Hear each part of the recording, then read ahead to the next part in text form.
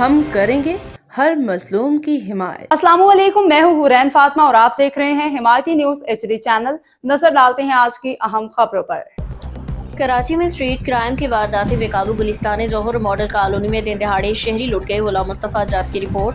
کراچی شہر میں بڑھتی ہوئی اسٹریٹ کرائم کی وارداتوں نے شہریوں میں شدید خوف و ہراس پھیلا دیا ہے۔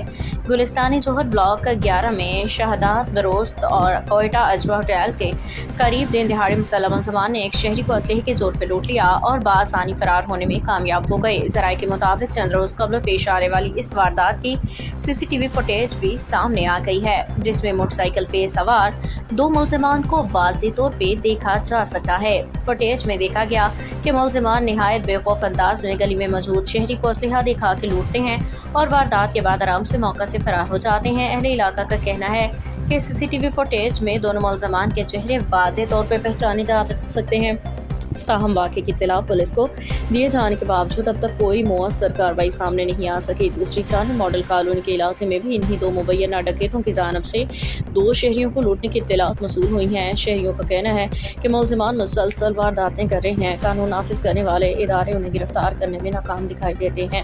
علاقہ مکینوں متاثرہ شہریوں نے سوشل میڈیا صارفین سے اپیل کی ہے کہ ملزمان کی تصاویر ویڈیوز کو زیادہ سے زیادہ شیئر کیا جائے تاکہ ان کی شناخت ممکن ہو سکے اور قانون کے شکنجے میں لایا جا سکے۔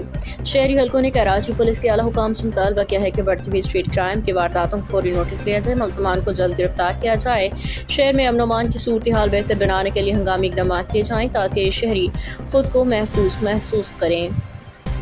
باخبر رہیے ہر جگہ ہر وقت، جانیے ملکی و غیر ملکی حالات و واقعات یقین کے ساتھ۔